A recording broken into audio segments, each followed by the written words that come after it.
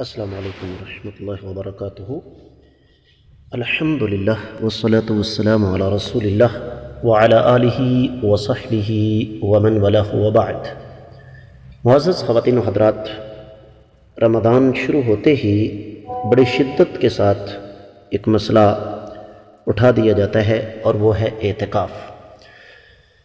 تو میں نے یہ مناسب سمجھا کہ انتہائی اختصار کے ساتھ اعتکاف کے حوالے سے کچھ ضروری گزارشات آپ کے ہاں آپ کی خدمت میں پیش کر دوں۔ سب سے پہلی چیز تو یہ ہے، اعتکاف کا لفظی معنی ہے، بلکہ اصطلاحی تعریف ہے اعتکاف کی، اللہ تعالیٰ کی اطاعت کے لیے مسجد کو لازم پکڑنا۔ یہ ایک مشروع و سنت ہے، نبی علیہ السلام نے اسے سر انجام دیا، آپ کی ازواج مطہرات نے آپ کے بعد اسے سر انجام دیا، اور صحابہ کرام رضوان اللہ علیہم اجمعین نے بھی اس کا اہتمام کیا۔ اللہ کے رسول صلی اللہ علیہ وسلم رمضان کے آخری 10 دنوں میں اعتکاف کیا کرتے تھے، اور پھر اللہ کے نبی صلی اللہ علیہ وسلم سے رمضان کے علاوہ بھی اعتکاف ثابت ہے اور جائز بھی ہے، لیکن زیادہ تر اعتکاف کا سلسلہ رمضان میں ہی ہوتا ہے۔ رہا یہ مسئلہ کہ اعتکاف کی کم از کم مدت کتنی ہے، اس کے لیے کوئی شرط نہیں ہے، چھوٹے سے چھوٹا بڑے سے بڑا اعتکاف بھی ہو سکتا ہے۔ اعتکاف کی شروط میں سے سب سے پہلی شرط جنابت، حید اور نفاس سے طہارت ہے۔ جو ہی کسی عورت کو حید آئے گا وہ فوری طور پر مسجد سے نکل جائے گی۔ پھر اسی طریقے سے اعتکاف کے لیے ضروری ہے کہ آپ کی نیت ہو، اور پھر یہ بھی ضروری ہے کہ اعتکاف مسجد میں ہو۔ بے شک مرد ہو یا عورت، اس کا اعتکاف مسجد کے علاوہ کسی اور جگہ ہو سکتا ہی نہیں ہے۔ اور اس کے لیے اگر احادیث کا جائزہ لیا جائے تو ہمارے پاس ایک طویل سلسلہ ہے احادیث کا، جس میں اللہ کے رسول صلی اللہ علیہ وسلم نے بذات خود اعتکاف فرمایا تو مسجد میں اعتکاف فرمایا، آپ کی ازواج مطہرات نے اعتکاف فرمایا تو انہوں نے بھی مسجد میں ہی اعتکاف فرمایا ہے۔ لہذا یہ کہنا کہ عورت جو ہے وہ گھر میں اعتکاف کر سکتی ہے، سوال ہی پیدا نہیں ہوتا۔ صحیح بخاری حدیث نمبر 2026، صحیح مسلم حدیث نمبر 1172۔ اللہ کے رسول صلی اللہ علیہ وسلم رمضان کا آخری عشرہ اعتکاف فرماتے تھے، اور پھر آپ کی ازواج مطہرات نے بعد میں اعتکاف فرمایا۔ اسی طریقے سے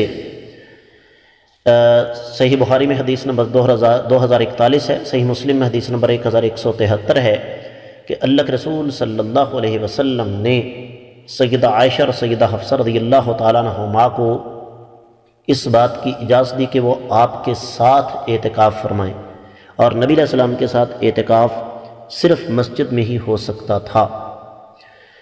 اور پھر اسی طریقے سے ابن قدامہ کی مغنی میں چوتھی جلد کے صفحہ نمبر 487 پر یہ روایت موجود ہے۔ ابن بطہ نے باقاعدہ طور پر فروع میں تیسری جلد کے صفحہ نمبر 176 پر یہ روایت نقل فرمائی ہے کہ سیدہ عائشہ رضی اللہ تعالی عنہا ارشاد فرماتی ہیں کہ خواتین اعتکاف کی حالت میں ہوتی تھیں، اور نبی علیہ السلام نے ان کو حید کی حالت میں مسجد چھوڑنے کا حکم دیا۔ اس سے پتہ یہ چلا کہ اعتکاف ایک تو مسجد میں ہوگا، اور اگر کوئی خاتون اعتکاف کی حالت میں حید کے مرحلے سے گزرتی ہے تو اس کو فوری طور پر اعتکاف جو ہے وہ چھوڑ دینا چاہیے۔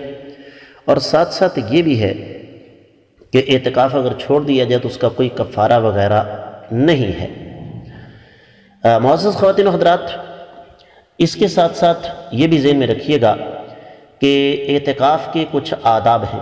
مثلا کچھ لوگ اعتکاف کو دن رات نیند کا ایک ذریعہ بنا لیتے ہیں، بغیر ضرورت کے مسجد سے نکلتے ہیں، بلا وجہ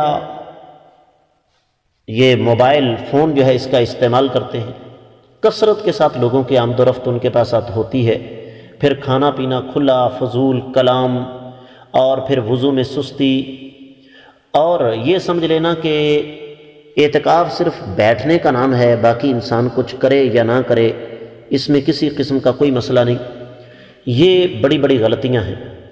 پھر اسی طریقے سے کچھ لوگ اعتکاف میں دوسرا راستہ اختیار کرتے ہیں، اور وہ یہ کہ دوران اعتکاف وہ بوقت ضرورت بھی لوگوں سے نہیں ملتے، یہ درست نہیں۔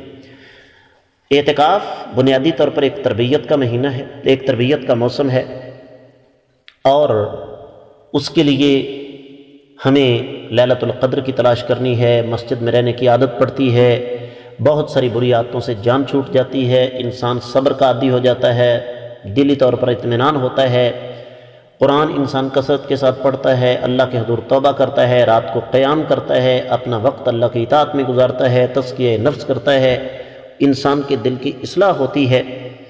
اس کے علاوہ اس کے بے شمار فوائد ہیں۔ یہاں پر میں ایک چیز کی طرف خصوصی طور پر اشارہ کرنا چاہوں گا، بلکہ دو باتیں۔ پہلی بات تو یہ کہ سنت طریقہ یہ ہے کہ 20ویں رمضان سورج ڈوبنے سے پہلے مسجد میں انسان پہنچ جائے، رات مسجد میں گزارے، اور 21ویں کی فجر کی نماز ادا کرنے کے بعد 21ویں کی فجر کی نماز ادا کرنے کے بعد پھر انسان جو ہے وہ اپنی اعتکاف والی جگہ میں داخل ہو۔ اس کے ساتھ ساتھ یہ جو بات کی جاتی ہے نا خواتین گھر میں اعتکاف کریں، یہ سنت پتہ نہیں کہاں سے نکلی ہے۔ یاد رکھیے اعتکاف مرد کا ہو یا عورت کا ہو، صرف اور صرف مسجد میں ہی ہو سکتا ہے۔ کوئی ایک روایت بھی ایسی نہیں ہے جو ہمیں بتاتی ہو کہ اعتکاف جو ہے وہ عورت گھر میں کر سکتی ہے۔ جتنی روایات ہیں وہ مسجد میں کرنے کی ہیں۔ تو میں امید کرتا ہوں کہ انشاءاللہ یہ ضروری مسائل آپ کو اچھی طرح سمجھ آگے ہوں گے۔ اللہ تعالیٰ سے دعا ہے کہ اللہ تعالیٰ ہمیں سمجھ کر عمل کرنے کی توفیق عطا فرمائے۔